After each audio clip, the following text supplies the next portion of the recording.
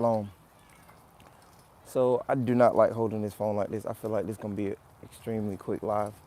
So fam, we just want to talk to you today about Africa's future and how Africa is the future for us people who are in the awakening. We understand that Africa is where we need to be traveling, where we need to be exploring. So we just want to talk about 3 reasons why you really need to get to Africa. Especially if you are planning to build outside of the U.S. So if you understand what is fueling the entire world economically, you will, you know, all roads leads to Africa. Just say that. So Bella, when we get down that hill, y'all gotta stop. But yeah, fam. So the first thing I really want to talk about is how important it is for us to understand how Africa is literally fueling so many sectors around the world. So right now it's a lot of smoke that's blocking our view, and they sending out all these mixed signals about Africa, making it seem such, unstable as a continent. And to be honest, a lot of countries in Africa have so many different things going on, but ultimately it is because they're going through this growing pain phase right now. Like Africa is growing. It's growing rapidly because most countries in Africa are, developing countries. So economically they are, booming because of travel. You know, a lot of foreign companies are coming there investing. They building all these facilities. They're processing the natural resources quickly. So ultimately the country is going through this growth spurt, which is causing a lot of chaos initially. But can I tell you that a lot of foreign countries outside of Africa, see an opportunity. They are seizing opportunities, to develop in the country, to help along with the development, but they're also setting up a foundation for their future. So one country we can look at right now is China. They have their hands in so many African countries right now, and they have a big hand in Tanzania. Japan also has their hand in the pot. So fam, when you look at these countries who have their hands so deeply rooted into different African countries, you have to know that it's something there that they see is natural resources that they can refine and utilize and ship back to their home country. As fundamental Black Americans, we sometimes always get left out. We like that player that have the potential, but we never put our all in to really develop our skills. We make a lot of excuses. We say we busy, life is hard, or we don't really have the funds to, go buy the shoes that we need to really train. But ultimately, we just missing out on opportunities, and they're just gonna pass us by. So today, I just want to plead with a generation of people who love to travel and love to explore, because we are getting to that phase. I feel like, we're on our rise right now. Black people are really rising up, in ways that we're exploring outside of our own, our norm, what we used to. So it's really time for us as a people to travel. It's time for us to travel to Africa so that we can learn the lay of the land. The younger people out here, get out there, encourage your family members to travel. Y'all travel as a family, travel as a small group. Go and look at different sectors, look at different countries. See what, type of businesses are sectors that you can possibly invest in, and set up something. Even if you don't want to set something up yet, at least get to an African country and experience it. Because other countries, other people are experiencing Africa in ways that we can never understand. You're not only experiencing it, their eyes are being opened, like the veil is being lifted for them, and they're understanding African countries way more than us. And we the people who originate from there. So let me get to my second point. My second point, can you go to your messages? My second point is literally, for the youth again, because I remember in 2017 when I was finishing grad school, how badly I wanted to travel to Africa, because the opportunity was presented for an internship in Africa. And I just thought it was amazing that we can even travel to Ghana at the time, like I mentioned before. And it just bothered me that I didn't have the funding. And it also bothered me that not too many people was rallying around me to encourage me to go. Even my wife didn't really want me to go. Of course, she didn't want me to be away for 8 weeks. But a lot of my classmates got to experience Ghana way before me. And, they spent 8 weeks in an African country and their eyes were opened. When they came back, they had so many things to say about the development in Ghana that they never really knew about. They never really knew Ghana had so many, such a strong health industry, healthcare system, and how many, opportunities you had to go work abroad or study abroad. It's just, why are we always left behind? Like, we always last to do something. It's time for us to, get ready to be first. Go set something up. It's time for us to get to Africa and set something up. So fam, if you're on this and you want to travel to Africa, or you've been traveled to Africa, or if you are in some country in Africa, drop a comment. Well, if you're in Africa right now, I know the time is crazy right now. But either way, fam, leave your comments. Shalom, sister. Georgetta, how you doing?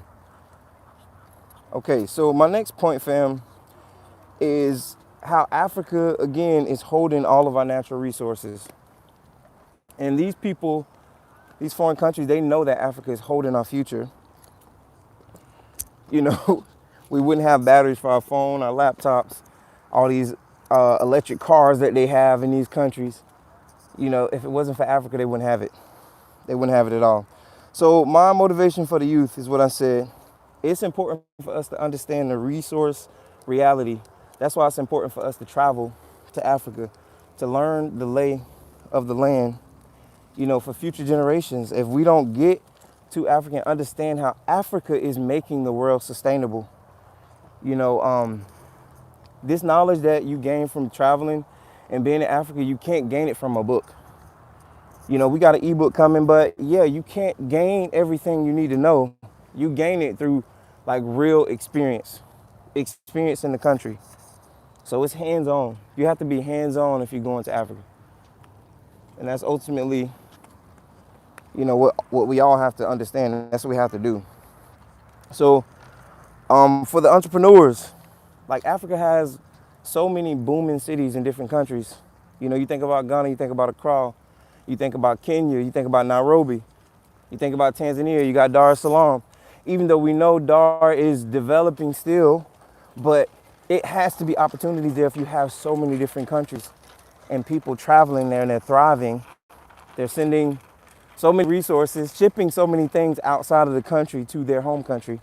We could be doing the same. We could be sending things back to the US and making a profit. But it's like we are so stuck on trying to do something here. Yes, you can do something here, but also include Africa. Because otherwise, if we don't get in while it's developing, we're gonna be left behind. So let's get in early while the countries in Africa are developing, so that we don't have to be the last people in line, like we've been so many times before. So again, Africa is the growth engine, fam. It's the growth engine for the world. If Africa stops, the world stops. And everyone knows that. So for y'all people who are discouraging people from traveling to African countries, trust me, it's not gonna last long. You're only gonna discourage people for a moment. You're not discouraging, people from outside of the US. I'll tell you that right now, because they already know what it is, because they see, government unrest. They see all kinds of things that, we really don't understand. So we are the only people that's kind of getting discouraged, because we are so conditioned to fear Africa. You cannot continue to fear Africa. So again, I think that's my last point, to be honest. What else?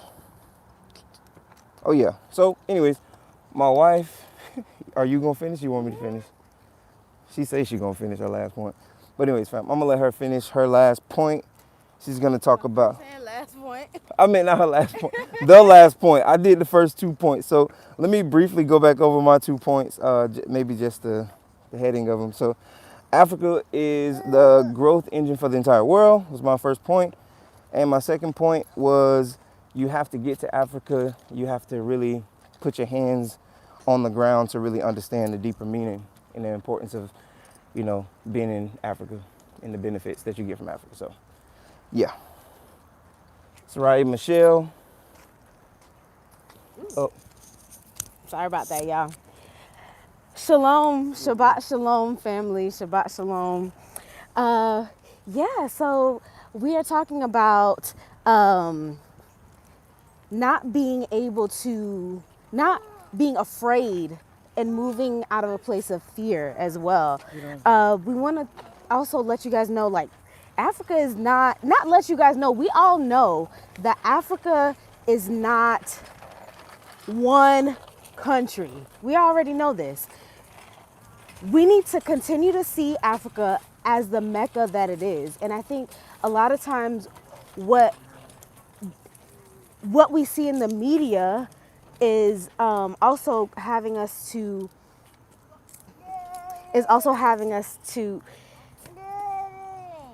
make decisions from a place of lack and a place of fear. I left my helmet. A place of fear. So we want to be sure that we're not making any decisions based off of. I'm sorry, everybody's going in different directions. you just go. We Okay. trying to get them settled. Yeah.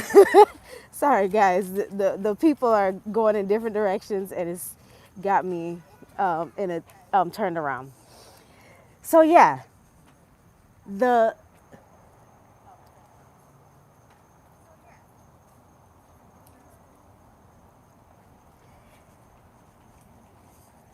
sorry about that, family. I'm trying to focus on too many different things at the same time.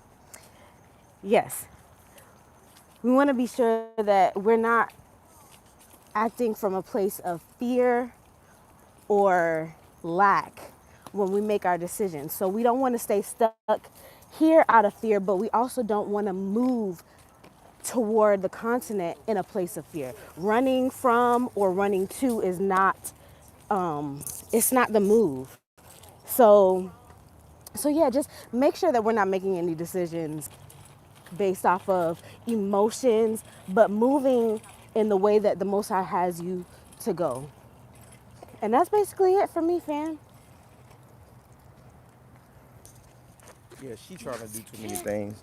Yeah, talk to me and I'm trying to watch 3 kids. I'm trying to get her to go in the same direction I'm going. So we ain't gotta take our eyes off the kids. I can't push the stroller and watch them. Okay. Give me the thing, man. Anyways, fam. So fam, I wanna leave y'all with this. I wanna leave y'all with this last point. So we know Africa offers this deep, diverse civilization in every country. And on top of how diverse it is, how can we say that we truly understand Africa if we're not gonna even experience any of these countries? Like Pastor Betty said, the other night, as a Judea, come on, as a people, we will travel to these European countries and experience their culture, eat their food. We would do everything, but when it comes to Africa, we still got the mindset of the colonizers and what they have told us about it. But the very people who colonized us, they are developing Africa. They're benefiting from Africa, and we are still left behind. We are still not reaping benefits from Africa. And I get it, fam. It's a lot that goes into being able to get there in Africa and benefit from the countries there, because it's so hard to, maneuver through some of the things. You have to pay people to do this, and it's a lot of backwardsness. I understand it's a whole lot of backwards, things going on in Africa. And I think that's just a part of being a developing country, a developing continent. And yes, some of y'all say, well, instead of us doing that, Why don't we just go to South Africa? Well, to be honest, South Africa reminds me a lot of the West. When I hear things about what happens in South Africa, I hear about, some of the systems and how they have these people in Africa and they don't allow black people into their cities. They got all white cities there. It just sounds like the West to me. It sounds like being here in the West where we at. So my message to my travelers, direct travel helps you. So being a global traveler helps you build that global empathy. You have a deeper understanding. And I think for me, I really didn't have any knowledge or any understanding of being in Tanzania or being in any African country. So I didn't know half of what the struggles. To be honest, before we went to Africa, I thought hunger was like the biggest struggle. I thought hunger, I'm like, dang, everybody hungry.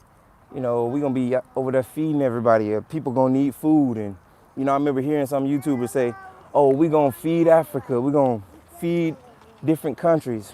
First off, these people in the village can feed themselves. They don't need us to feed them. What they need for us to do is come and invest in different parts of their village.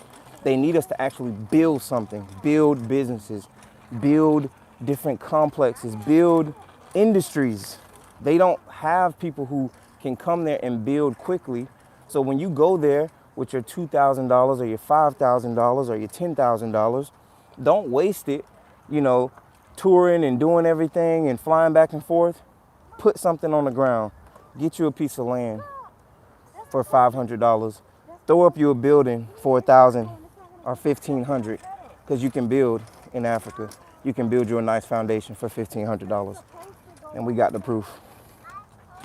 So you can understand how to build that global empathy if you travel. You can regain a form of authentic connection, that's gonna shape your leadership as a person. I feel like I'm a better leader because I understand some of the things that the people go through there. No YouTuber can get on YouTube and tell me about dealing with people in Tanzania in general, because I made genuine connections with people there. So I know some of the needs that people need, I know some of the genuine needs, and food ain't one of them. You can eat for $1.65. You can eat breakfast. You can eat dinner for $1.10. You can eat, whatever, depending on where you go. So the last thing, okay. So the last thing, fam, how are we as a people? How are we gonna get out of this oppressive system that people don't even want us in, for one? And they will literally sabotage us to keep us out. I help them. They will literally sabotage us to keep us out of their things here in the West. They will try to sabotage different sectors. They'll make it so hard for us to get a business license. They'll make it so hard for us to get zoning. They'll make it so hard for anything that we want to do here. They make it such a fight. I can't tell you how many times I've heard or talked to people of African descent here in the U.S. that have fought and cried for just doing small businesses. Like I talked to a doctor. She owns a private practice, and she has a health clinic right next door to her church. And she literally had such a fight with our hometown to get zoned, not even zoned, to get like her building cleared and up to code. Now, mind you, they made her make unnecessary renovations to just slow her progress. The code inspector literally told her she would never be cleared to start her business. I know, Judea, I'm trying to help you. So, mind you, fam, we still have businesses here. And I'm okay with having business here because we have fought that fight for so long. It's okay for us to fight the fight because we have to live here for the time being. But it's not that type of fight in Africa. Yes, you have to be wise as a serpent. You have to be extremely cautious on where you move. because you can put yourself in unnecessary danger. But you don't have to fight for them to approve you to build. You don't have to fight like that. You throw $10 there, $20 there, and you got it. You approved, you got your bricks delivered, you got your contractor, you got your building permits. If you follow some of these people in Ghana, which is such a beautiful thing, and even in Gambia, even in Kenya, you follow some of these people who are building, they are building like nice situations outside of the West. And the only thing that that you hear the same is, you may get scammed by the realtor, you may get scammed by your middleman, the person you consulting with.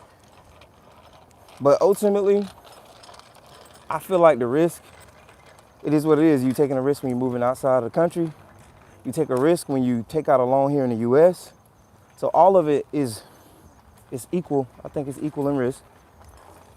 But it's not that much of a fight. It's not gonna cause you too much stress. Now I just heard about this guy that I watched on Web Nation. I don't know if y'all follow Web Nation or not, but he's been like highlighting a lot of African Americans who have moved to Kenya, who have moved to South Africa, who have moved to I think even Uganda. He has highlighted a lot of different professionals who have moved to the motherland. And it's one guy in particular that I know he had a private practice that he was doing from the US, but apparently he was scammed recently, like big time. I really didn't watch all the interview that King Gunda did, but I watched the original video from Web Nation.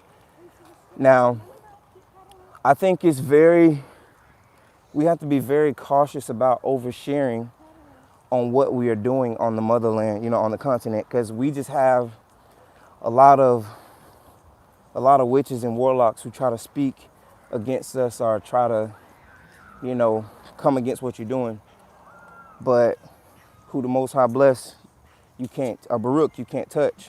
And when the Most High call you to do something, you're going to have some pushback, but ultimately they won't be able to stop what the Most High are trying to do. So you don't have to watch. You don't have to watch and be worried about what a witch and a warlock is about to do and come against you. So, with him, I think it was just a situation where he trusted the wrong people. But I also read deeply into certain situations. He also had people watching him, people who have been watching him from the beginning. They try to pick apart your playbook and try to figure out how they can get you. And, doing those bank transactions is very, very touchy.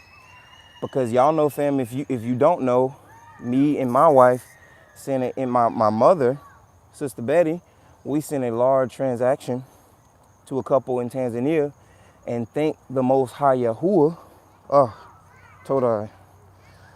thank the Most High that their bank was closed and the transaction did not go through. But that's where our falling out happened with them, when I was telling them how unprofessional that was for them to have me send money to their bank and they have a closed account. I feel like the Most High had been guiding us from the beginning, because I had a bad feeling before I sent it.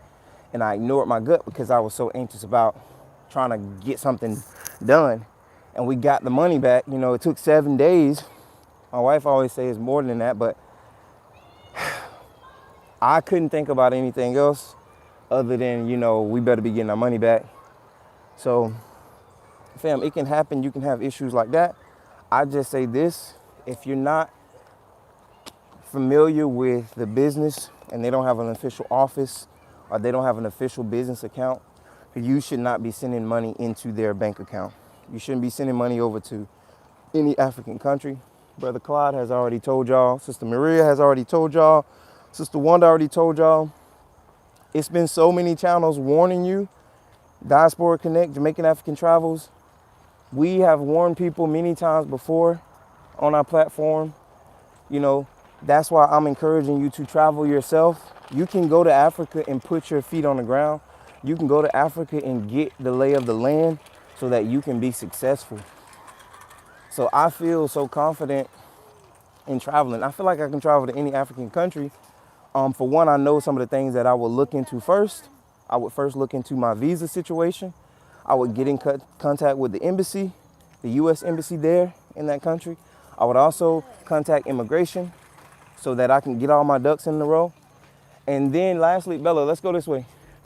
And lastly, I would get my living situation in order. I would look into my accommodation. Before I even look into my flight, I want to know that my accommodation is going to be secure in that country.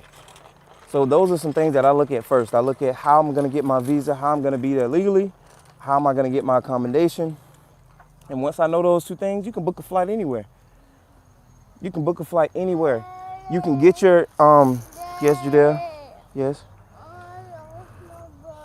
You want to get off? All right, get off. But what you want to do is make sure your online banking situation is set up. You have a backup, bank card. You have a backup, finances. You have those things set up before you go. And then you just plan to travel for at least a month. I think a month is safe. 2 weeks is good, but sometimes a month is the best, man. I went for 3 weeks for my first trip, and I just wish that I could have went a little bit longer, because I would have picked apart a little bit more of those situations, because I had kind of already saw through a lot of it when I first got there. Bella, move to your right. I had saw a lot of it when I got there, and I questioned it. And these certain people, y'all know, T3 and what, Flea? Okay. Yeah, y'all know those people who had us out there looking silly, trying to invest in nothing. When you couldn't go out, you didn't even see a fence. But, same thing with the young guy, Mark. Y'all know who.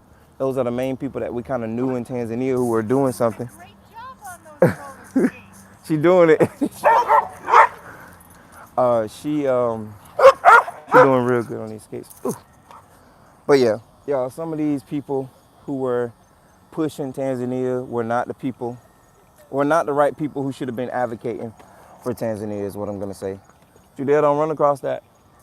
Unfortunately, fam, it's a lot of things that has happened, but I would never tell you to not travel to Africa, because it is a beautiful experience.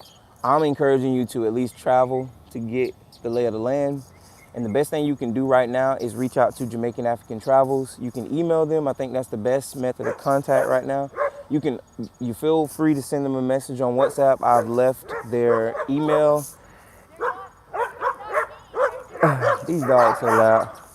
I left their email in my description below. Come on, Judea, let's go this way. I left their email, Jamaican African Travels, Mr. Clyde and Miss Maria. I left their email in my description below. So if you want to reach out to them, I need to also add Diaspora Connect, because Sister Wanda is also a good resource to talk to, because she has been there for some time and she has experience with, coming in and out of that country, and she can kind of tell you about some things that have happened there, that she can talk to you off the internet about. So if you want to, be extra careful. But yeah, I'm looking forward to, seeing more peace in the near future. I don't know if y'all can see through the smoke, but I can see right through it. Things are gonna level out in the next coming months. I know some things may rev up again, but ultimately, by summertime here in the West, people are gonna be back on their travel to all these countries that they worried about, and you gonna see it. You feel the mosquitoes? Yeah. Yeah, because they coming. You can go ahead and get him in.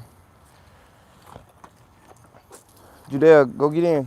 Mosquitoes is already, I'm telling you, fam. Another thing, these mosquitoes in the U.S. are different from Africa. I'm telling you. These things bite you in the middle of the day.